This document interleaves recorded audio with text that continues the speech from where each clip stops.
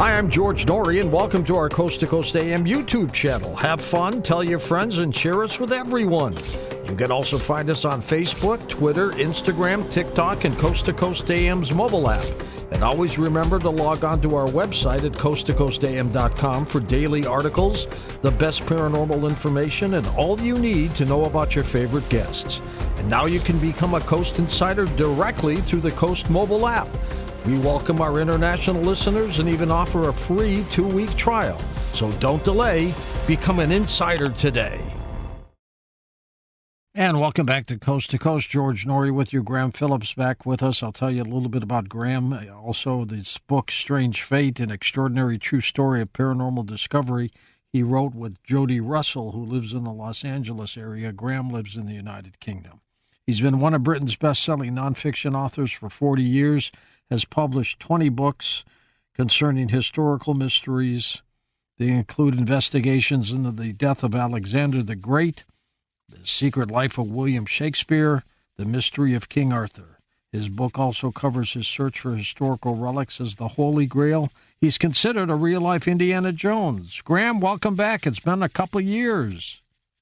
Hi, George. Yes, it has, but I'm still alive and still going. Good for you. And how's Jody doing? What do we hear about her? She's fine, but I'm not sure if she's listening to this. She might be asleep, but she's in Los Angeles, so hopefully she's awake and listening.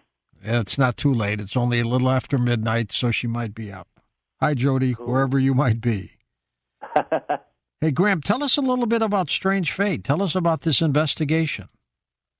Well, it's a little bit different to my other historical investigations. It started off as an historical investigation into a secret society that existed in the mid-19th century based in central England.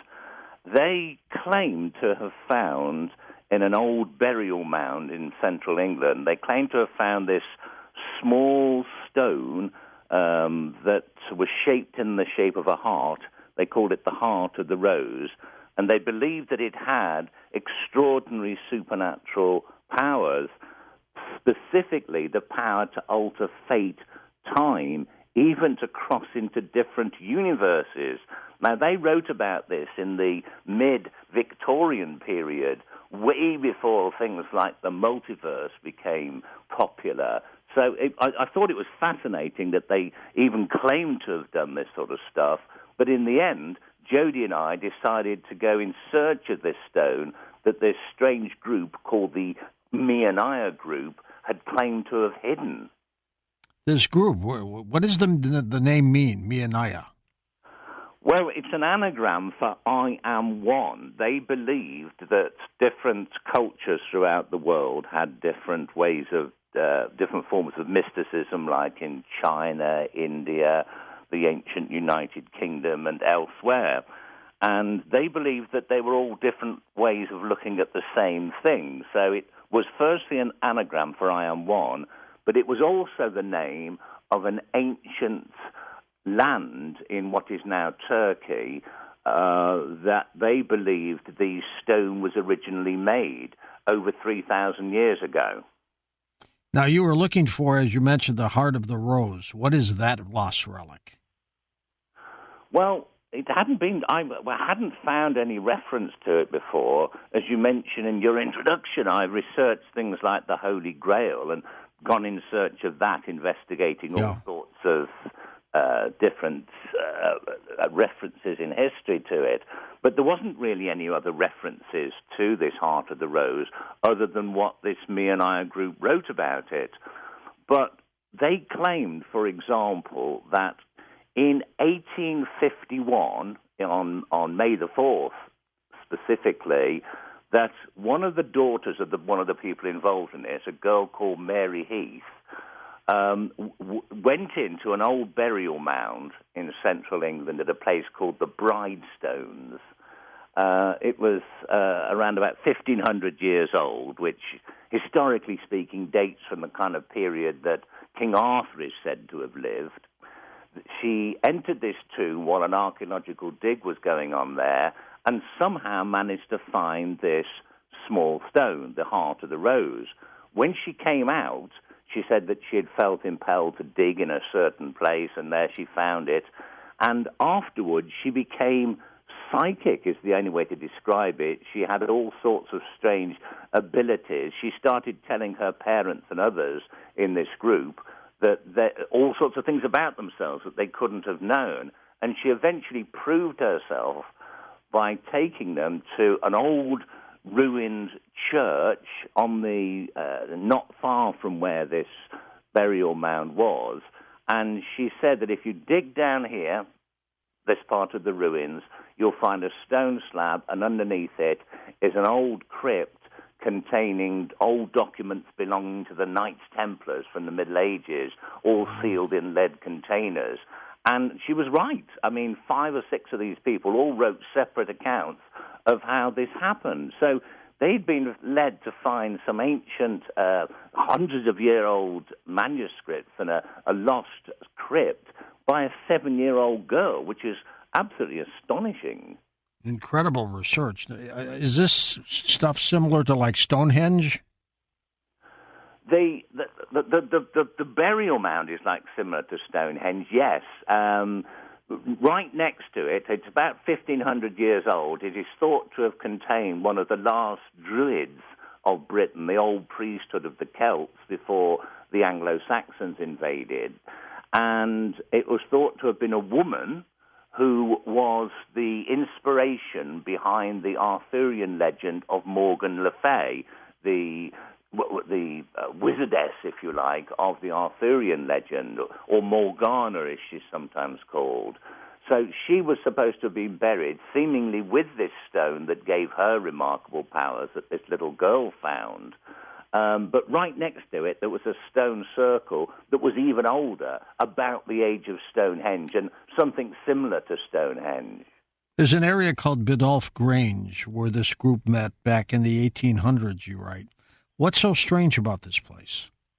Well, once they found this stone, and this little girl had led them to all these ancient manuscripts and seemingly talismans that had belonged to the Knights Templar group in the Middle Ages, they started this Mianaya group based at Biddulph Grange, an old Victorian mansion. Well, it wasn't old then, it was just built then. Right. And it was on the grounds, or in the estate of this Biddulph Grange, that this burial mound had been, and also this old ecclesiastical building where they discovered this crypt. What they started to do then was practice various ancient forms of mysticism. They built a mock, a reconstructed Egyptian tomb on the estate. They built a Chinese sanctuary, like a pagoda and a pool and other ancient Chinese mystical sites. They built a Celtic glen, as they called it, which was basically what the ancient Britons used to worship at, which was like a sacred spring coming out of the rocks, a pool, and also standing stones, some of which they actually moved from right next to the Bridestones, this tomb nearby. So they built these, and they also built an underground Roman temple right under the house. And it was here that they met and performed whatever strange ceremonies or whatever other mystical practices they did, in the belief that they could alter fate, or even, in some cases, believe that they could travel through time or to other worlds. While your investigation was underway, Graham, didn't weird things start happening to you too? Well, yeah, at first I was just regarding this as an historical investigation into a bunch of people with rather weird beliefs. I did think that there must have been something pretty weird going on just beyond historical, if you like, and more mystical, especially because so many witnesses claimed that this young girl was able to perform amazing feats of prophecy, or whatever you'd want to call it. But when Jody and I visited where the tomb was, it's just a load of old stones that remain now, where this little girl, Mary Heath, her name was, had found this stone. We went there, and suddenly, it was a nice sunny day, suddenly the rain started pouring down, there was thunder, lightning, far more violent weather than you'd normally get in England. but there was a massive cloud directly over us that seemed to have come from nowhere, where all around us it was completely clear. And the thunderstorm seemed to be directly overhead. And while we were there, we filmed what was going on while we were there on a phone camera. And what seemed to be a kind of ball of light seemed to shoot from these stones and into the nearby bushes. Now, people said it could be lens flare or something, but experts had examined it, so they couldn't really explain it. But it might have been something to do with the electrical storm. One way or the other, the storm lasted for about 5 minutes and was only present when we were there at the stones and nowhere else in the area around. That's pretty dramatic, isn't it? Do you think you stumbled into some kind of like parallel universe? Well, at the time, we just thought we'd just stumbled into some rather strange weather phenomenon. But shortly after this, we began to find out that things were rather different to how we remembered them.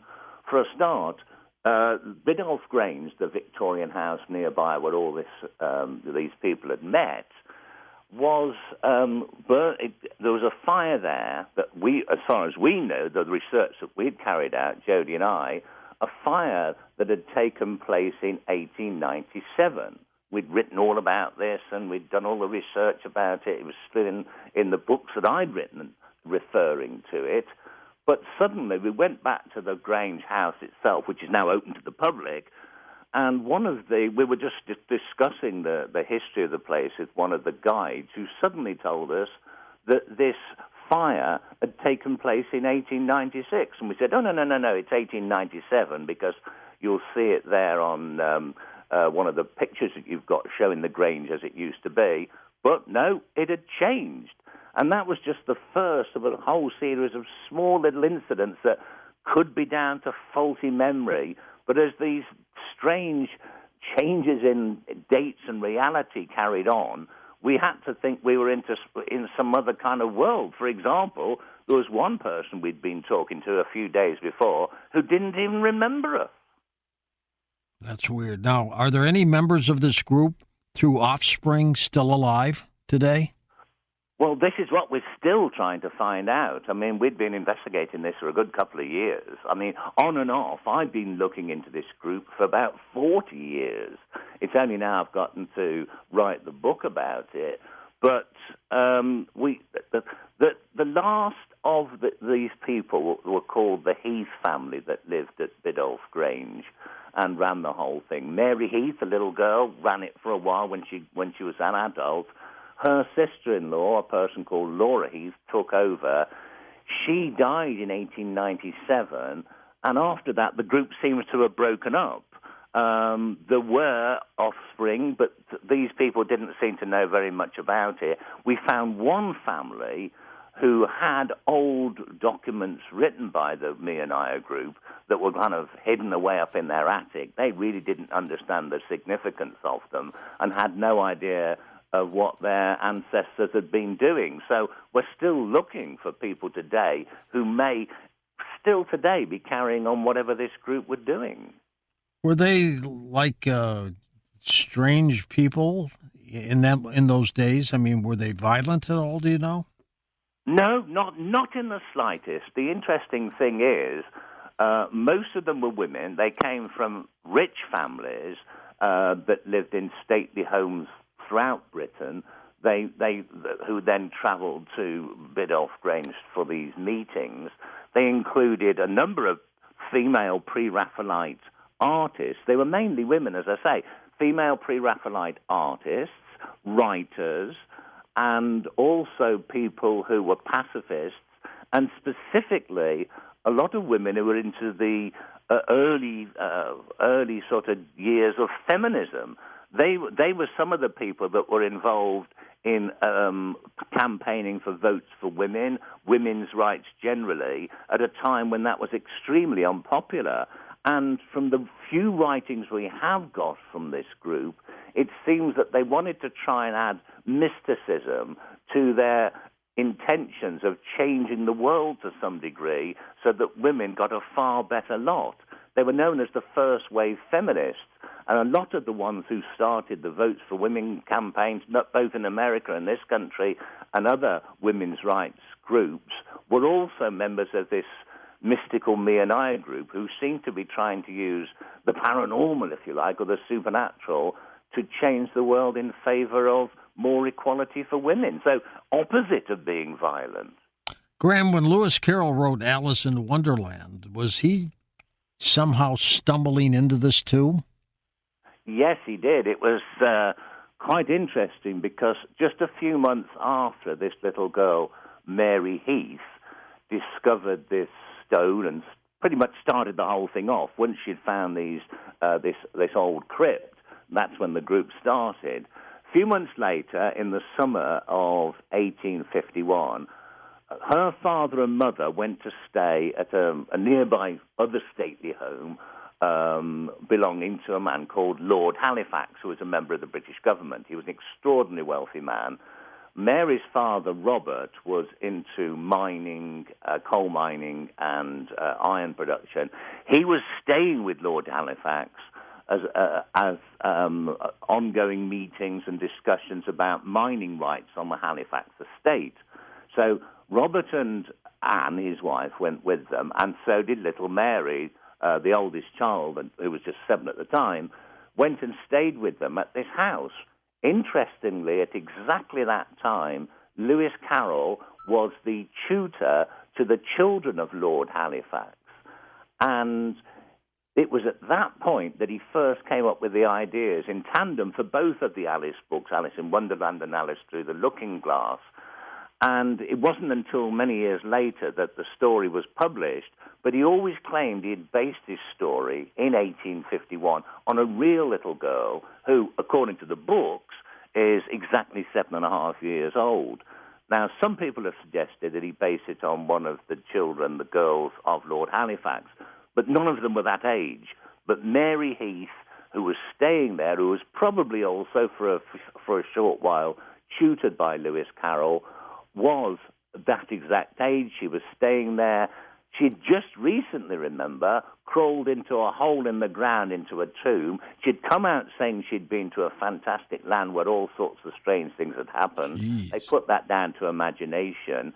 And this may be where he was inspired to write the story of Alice in Wonderland. That's fascinating. Might they been, this group, stumbling into time travel? Well, the time travel bit is quite weird. That they claimed that they could see through time. They didn't. Unfortunately, the evidence we've got is rather fragmentary in documentation. But what happened on one occasion, Jody and I went into the mock Egyptian tomb that I was telling you about, into a central, dank, cold chamber that's there. And in there, there's the figure of a statue they put of an ancient Egyptian god called Arne, also known as the Ape of Thoth. It's like a human-sized baboon creature who was supposed to be the Lord of Time. And in that particular chamber, Jody was filming me, just talking about it for a YouTube thing I was doing. And when the film came out, on it, you can see quite clearly, it's dark, but if you can see that there's a figure, seemingly, of a Victorian lady standing there looking at me as I walk past.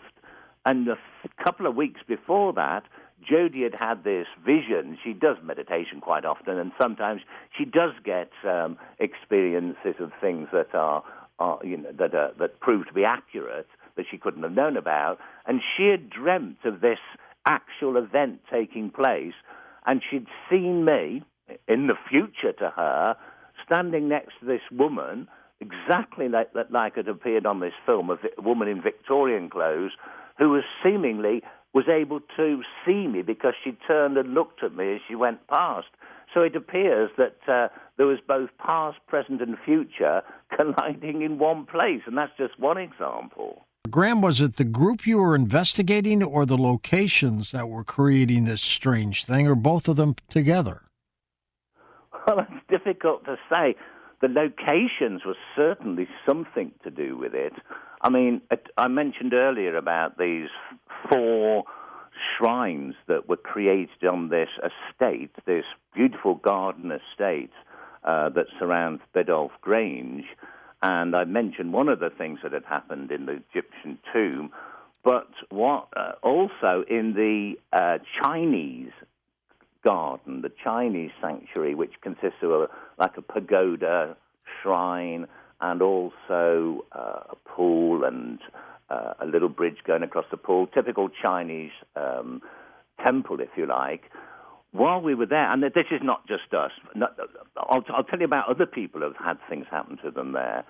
There was not so long ago on the BBC in the UK, there was a TV series about these magnificent gardens around Biddulph Grange, and they were reconstructing or repairing parts of it. And while they were repairing the Chinese area of the gardens, people suddenly started hearing, the people who were working there started hearing whispering voices, as if when the wind blew through the willow trees that hung down over the pool, there was like whispering. And at first it was just put it down to imagination. But people actually said that they heard the voices of people talking about things that had happened to them, as if they were picking up, if you like, psychic messages. But none of these people had been psychic before, as far as they knew. Another thing that happened, at least 4 people that I've witnessed, I've interviewed personally, claimed to see like people in Victorian clothes walking around through the area. They thought at first that there must have been some sort of pageant on or Renaissance fair or something like this, only to find out there was nobody in those kind of clothes around at all. Like they came through a time warp or something. Well, yeah, more. It's not so much ghosts in your traditional sense, haunting of people performing the same actions over again and only being seen, say, by mediums and the occasional lucky person. Just ordinary people were able to see things, hear things. On one particular occasion, Jody and I and a number of people that belong to the organisation that now owns Biddulph Grange and the area around it, building experts, were looking at the old Egyptian tomb, the recreation tomb, and they were banging on the walls and came to the conclusion that behind one of the walls there may have been another room that at some point in the past was sealed up. But while they were doing this, knocking on the wall, knocking came back as if from the other side. We checked out the area and found that there probably was a room there, and it had been filled in with rubble over the years because maybe it was unsafe. But when one of the people who was knocking knocked, they sort of said, "Hello?" And there was this woman's voice clearly saying, "Hello back." And that we got captured on film. So obviously there was nobody locked in there, but were we communicating through somebody to somebody in the past? I don't know. It certainly seemed that way. What clues did you pick up from old paintings, and how was that relevant? Well, throughout the whole research in the last couple of years, we've been searching for this item, this relic called the Heart of the Rose, this small stone carved into the shape of a heart that the little girl had found in this tomb. How big was it? And how old was it? How big was it? Oh, well, it was about 2 inches high, about 2 inches wide. Okay, it's small, pretty small. Pretty small. Another one of these stone hearts had been found by archaeologists in another tomb not far away. But they're rare, and it seems to be something that was specific to this area around 1,500 years ago, that people were buried with these things. But everything seemed to have started when they found it. The group itself claimed that the stone heart gave them some sort of mystical powers, although it seemed to have been the power source, if you like, behind everything that was going on. And when the group split up in the late 19th century, they hid this and they left a series of clues. Now, these were in paintings one particular painting by a woman called Evelyn de Morgan, who was a relatively famous painter around 1900. And in this painting, she showed an hourglass, and below it, a rose. Remember, this thing was called the Heart of the Rose, and a book lying on the floor. And the person in the painting that she'd painted, the sitter for the paintings, the model, was a person called Jane Morris, who was also a pre-Raphaelite painter, but also a high-up member of this group, the Order of Nehemiah. So it seemed, and we believed that it was her who had eventually hidden this stone. And so at her feet was this hourglass, this rose, a book, and the cover of the book, the name on it was in Latin, and it basically meant Portal to Eternity. Portal to Eternity was the name of another painting by one of this group, and it showed a cave that was said to, and it showed an angel standing there next to Sir Gawain, one of Arthur's knights. Now, not far, I mean, it was a little bit more complicated than this, but cutting a long story short, we realised that not far from Biddulph Grange, in the hillsides of an area called the Peak District in the northern Midlands of England, there was a cave where the story of Sir Gawain in the Arthurian stories is set, where he eventually meets a character called the Green Knight.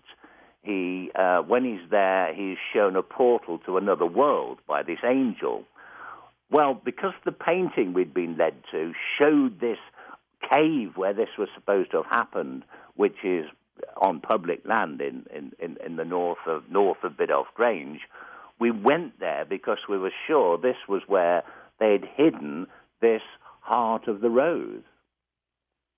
Was there anything supernatural about anything so far, Graham, that you stumbled across? Absolutely. I mean, remember you were talking earlier about Mary Heath perhaps inspiring the story of Alice in Wonderland. Yeah. Well, she seems also to have inspired the story of Alice Through the Looking Glass, because when she was staying at Lord Halifax's estate in the summer of 1851, she became fascinated by this mirror that hung above the fireplace in the drawing room. And she claimed she could see different strange beings in this mirror, just like Alice. She also claimed to have been able to go into the mirror, into another world, and return. Now, what was fascinating is that we managed to trace where this mirror ended up. And it ended up in a stately home, which is now a hotel and a spa resort in central England called Horcross Hall. And the mirror, somewhat refurbished, still stands above a fireplace in what they call the library, which is basically a lounge today where you can drink and have afternoon tea, that sort of thing. And when we went to this mirror, which may have been the mirror that inspired the story of Alice Through the Looking Glass, we were absolutely shocked to find that the hotel staff said, "Oh, that mirror's haunted. People see this little girl in the mirror, and she looks like Alice in Wonderland."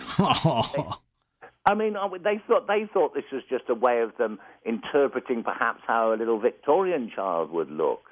But on one occasion, we actually took a photograph of the mirror, and in it you can actually see what appears to be the transparent image of a little girl with blonde hair, a headband, and the top of the bodice of a blue dress, just like Alice.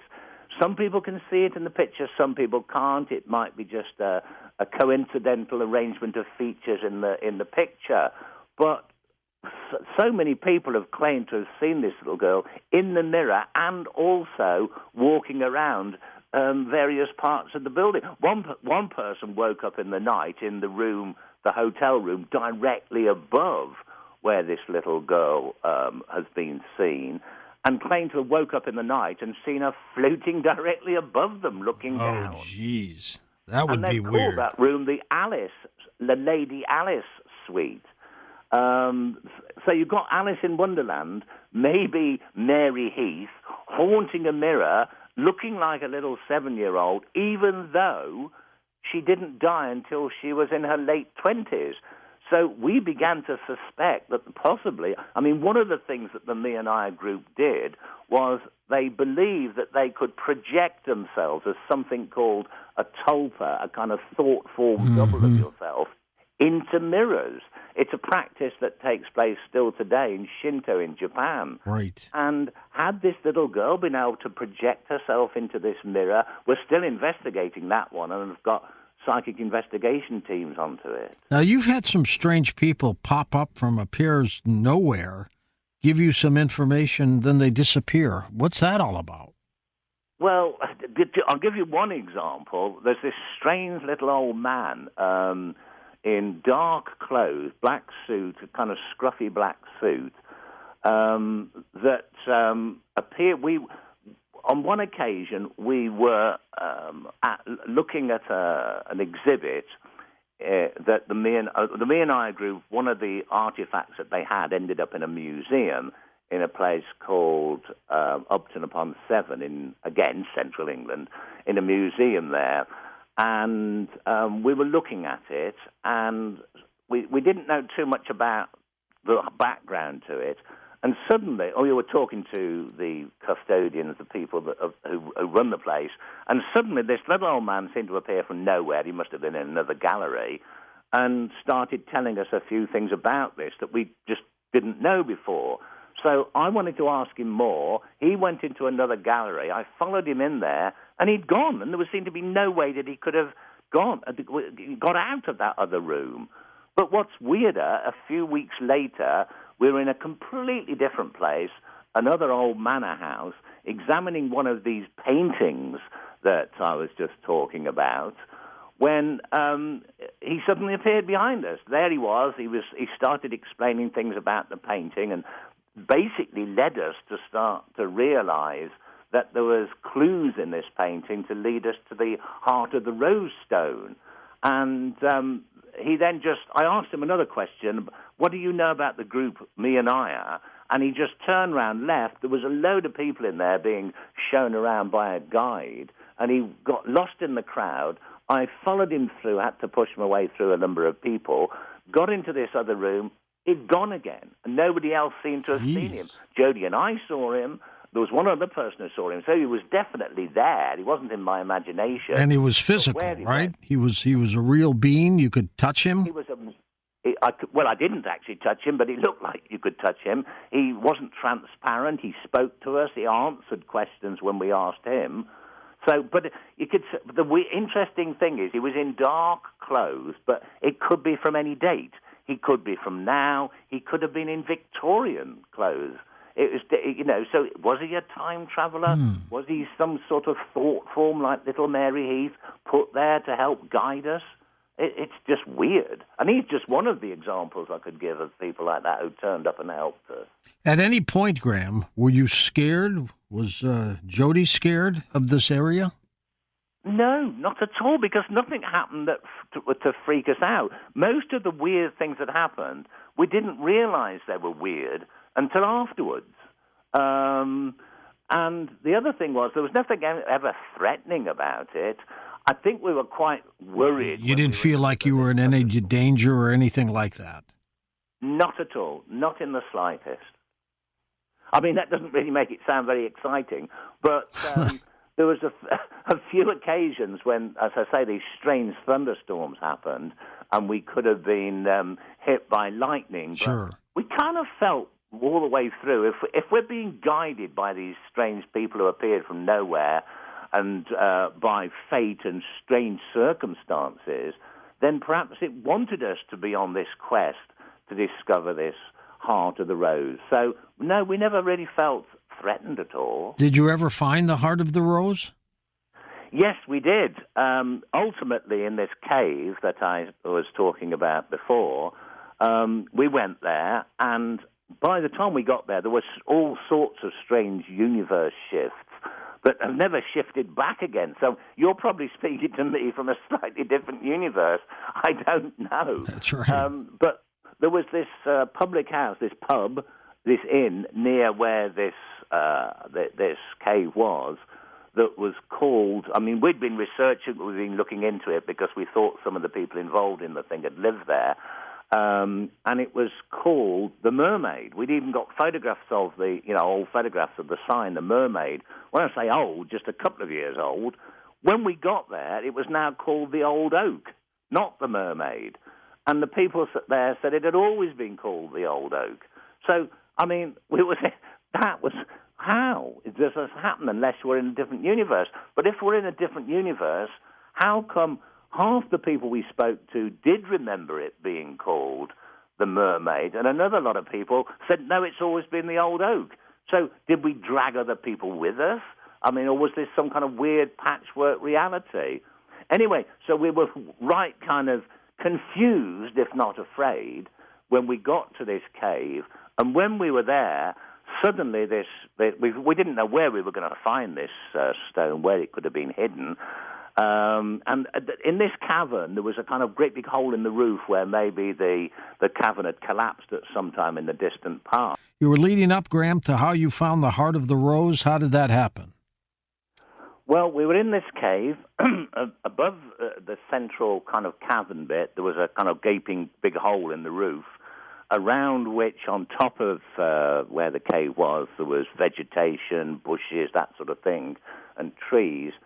Suddenly, not long after we got there, a storm took place, not dissimilar to the one that had taken place when we started the whole thing at the Bridestones burial area. Suddenly this storm started. The rain was pouring in. But what was even weirder, we don't get tornadoes in this country, not very often. And it seemed that we were in the middle of like a whirlwind because there was all these branches and leaves and things being blown around at high velocity above us through in the air above this hole in the roof. And the rain was pouring down so hard that within a few moments there was water rushing down the walls of the cave. And there was this niche in the wall in the cave, this little recess, and the water was pouring down there, almost like a little waterfall, like a cascade. The lightning was flashing, and then suddenly what we both saw, what seemed to be, and it may have been created by shadows of trees and rocks caused by the lightning, but a figure seemed to be standing behind this cascade, this waterfall, that looked, for all the world, like a human figure with wings, like an angel. Now, remember, in this painting that had led us there, there'd been an angel depicted in the picture, and it was supposed to represent Morgan Le Fay from the Arthurian legends, who, remember, was the character, the person in history who is thought to have been behind the individual who was buried in the tomb where the Heart of the Rose had been found. I mean, were we seeing her? Was this just a coincidence? But whatever was happening, the moment we saw this figure, the rain stopped, the wind dropped, and it was all calm again. It wasn't long before this cascade of water ceased, and on the floor, right next to where we were, we saw this small stone heart, pink in color. It turned out to be rose quartz, about 2 inches wide and 2 inches high, and it was just lying on the floor. It seemed to have been washed down by the waters from a crevice higher up in the cave at exactly the time we were there. And it was as if, we thought for a moment, could this have been something left there by some New Age people as a kind of offering because the cave was considered sacred in that area? But the fact that we found something exactly like what we were looking for that had been washed down by a seemingly coincidental storm just at that time was too much. We really realized that we had somehow been led to and given the Heart of the Rose. The big question is why? Well, this is what I don't really understand. They could have just given it to us straight away, whatever it is. Jody and I began to refer to whatever was behind all this as the whatever, because remember, the Me and I group used lots of different forms of ancient mysticism in the process of doing what they were doing. Celtic, Roman, ancient, Egyptian, and so forth. And so they kind of were they hedging their bets? The group called Me and I means I am one. Was it one force doing all this?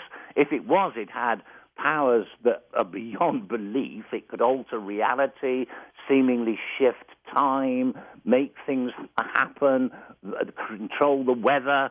I mean, I have no idea what this was, but we got the impression, the feeling, that whatever it was that was behind all this led us through an adventure over a couple of years, a quest, if you like, that was as important, maybe, as finding the stone itself. Truly remarkable. Now, the stone itself, does it possess any properties, anything supernatural about the stone? Well, since we've had it, nothing's actually. With the date we gained it, when this all happened in this cave, was the 13th of October last year, which just so happened to be the 150th anniversary of the death of Mary Heath, the little girl who found it. That can't be coincidental, and it happened at exactly sundown, which also seems strange, but nothing has happened to it. At the moment, it's, you'll like this, where is it now? It's in Los Angeles. It's being examined by geologists at a university who are trying to determine exactly how old it is and where it was made, the kind of rock it came What's your from. guess, Graham? How old do you think it is? If it's what the Me and I group said, it could be around 3,000 years old and made in what is now modern Turkey. It certainly was hidden in that cave, in the tomb, for 1,500 years. Were there many of them made? Well, there's one other one that I know about that was discovered in another nearby tomb that was in a museum close by in a place called Leek, but it's since disappeared. We went there, we interviewed the curator, and they don't know what happened to it. So there is another one out there somewhere. What's been happening to us, Jody and I, over the last couple of years, the universe we live in isn't as simple and straightforward as it appears to be. There's a lot these days in the media and TV and movies about multiverses and different realities, and it seems that maybe such a thing does exist, and the veil between these different realities isn't that thick. You know, it's a thin veil, and sometimes one can seep into the other. And times can change. Things can actually communicate over time. Did the strange story, end by finding the heart of the rose? Was that the end of the story, or did something else happen? No, it didn't, because we had a little break, and then Jody and I both started getting dreams. I mean, Jody was seeing she was finding herself in a place, for example, that she recognized, and suddenly features in that landscape would change subtly. And she thought she was maybe seeing different versions of the universe, a slightly different universe. I started having the same things. And your lady just now was saying about people appearing at the end of her bed. I was having very lucid dreams about this little Alice girl appearing at the end of my bed, but she never actually said anything. But the next day after that appeared, unusual things would happen that set us off on a quest that was still continuing at the moment in search of another ancient artifact that people may have heard of, more than the heart of the rose anyway, and that was Pandora's box. That's right. Do you ever come across any ghost stories, Graham? Yes, years ago, in 1979, I used to be the editor of a magazine called Strange Phenomena, which investigated all sorts of paranormal events. And probably because we had lots of different psychics and mediums come to the offices of the magazine, it may have stirred something up. It was an old Victorian house, and lights began fusing when there was no account for, nothing to account for it. A strange smoke seemed to appear throughout the place regularly on a daily basis that could never be accounted for. There was no burning or anything. And people started seeing apparitions, if you like, but not just apparitions from, like, the past, like Victorian figures, but also people in contemporary clothes. Again, that may have been some kind of universe merger or something. But what happened to me on one occasion, I was actually walking along a corridor. I was alone in the building, and suddenly a heavy box of magazines came flying past me and crashing into a door. And shortly after that, I saw what could only be described as a woman in, like, Egyptian clothing. Well, she didn't have any clothes on at all, which is rather embarrassing, but she had an Egyptian headdress on and the kind of eye makeup they used to wear in those days from their paintings. Me and 3 other people all saw it together. So, yeah, that was some sort of... What's an Egyptian lady doing in a Victorian house in central England? Reality isn't as we really think it is. It's almost as if we're living in some sort of matrix, although I don't believe that there's some kind of future robots that have us in tanks or something, but that reality itself is more of a kind of construct that can be altered.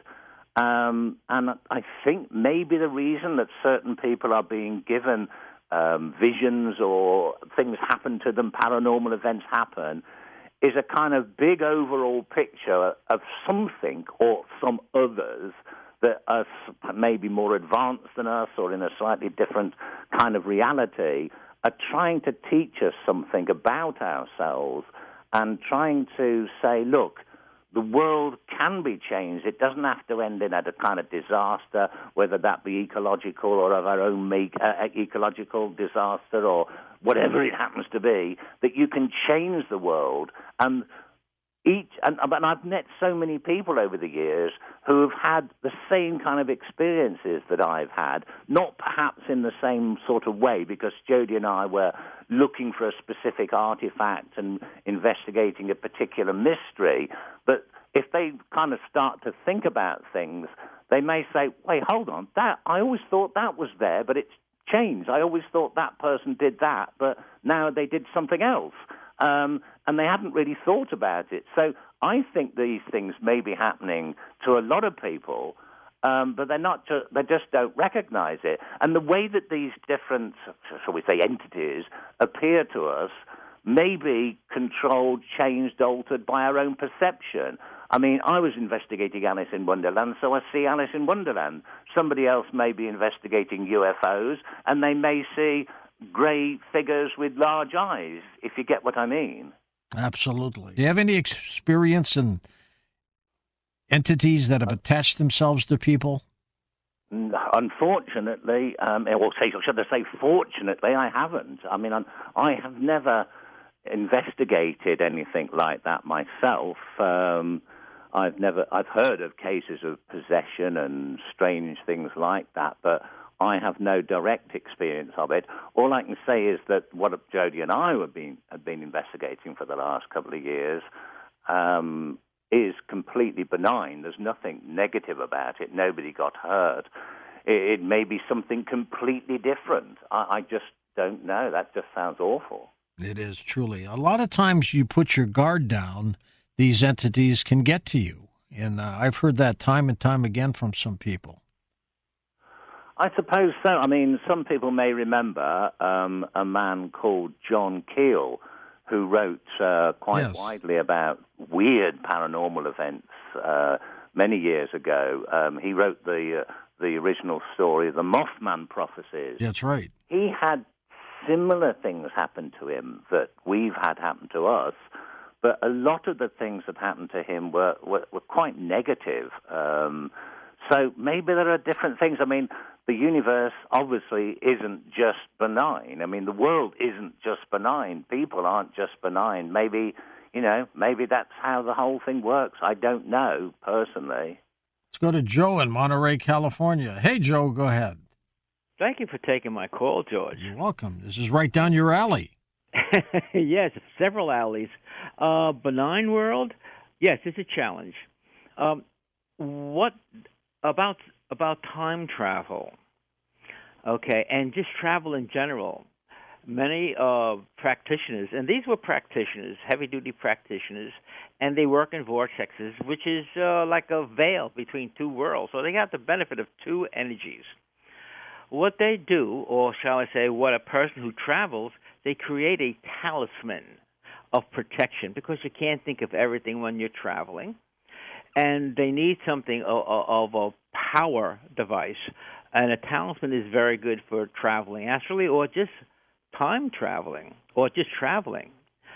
What I see, and I think you might understand a little bit more about when you didn't realize that that individual was not kosher, put it that way.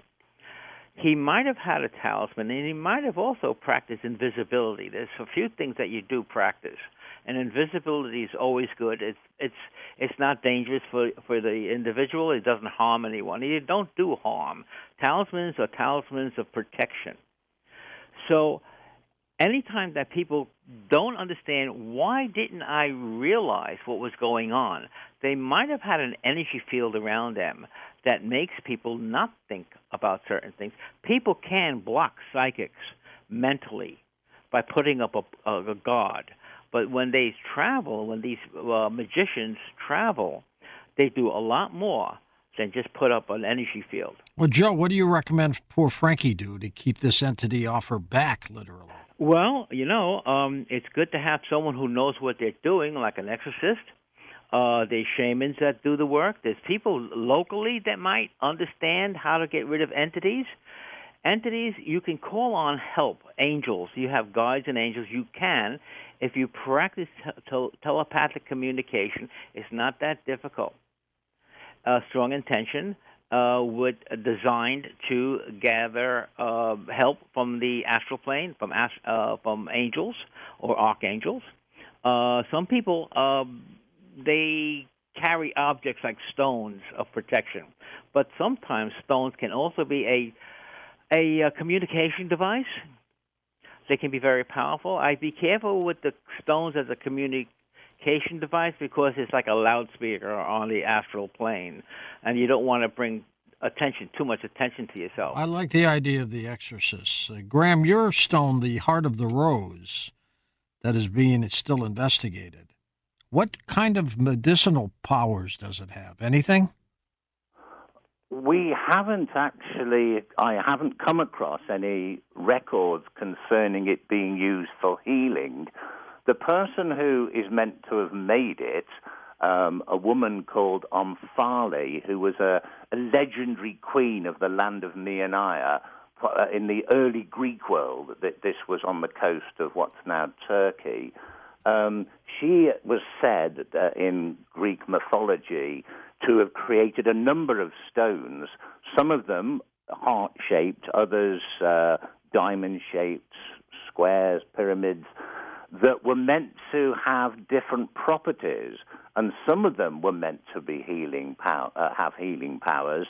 One of the most famous stones she made, which is much larger than the one we have, is known as the Oracle Stone, which is now on public display at the ruins of Delphi in Greece, which was where the Delphic oracle, a woman, would sit near the stone and could predict future events and give people readings, if you like, that kings, princes, and warriors would go to for advice in ancient Greece.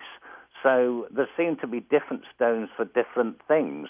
Ours, if you want to call it ours now, the Heart of the Rose, seems to be more to do with it controlling fate, if you like, or altering the path of, I don't know, fate and circumstances that it had some kind of control over, which is why we called the book Strange Fate.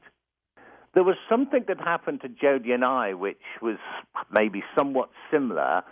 We went to look at an old building, I won't go into the whole details, it's not really important. Went to look at our old building. The groundskeeper of the area showed us round. It was unoccupied.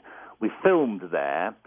When, after we'd gone to this burial mound, the Bridestones, and weird shifts seemed to happen in the universe, we went back. He was the character I mentioned who didn't even remember us. We said that we kind of like pulled back on it and sort of didn't push the point and said, can you take us to this house? And he took us there again. This time, the whole thing was boarded up. It had metal plates over all the windows. The screws were rusted. It had clearly been there for ages. And he said, well, no one's been in there for years. And we said, well, you took us round. No. We even got film of the inside. When we showed it to him, he basically kind of said, and off he went. So it seems maybe what the gentleman just described is some kind of view into a different world, different universe. I don't know. How old was the Mianaya group, in your opinion, Graham?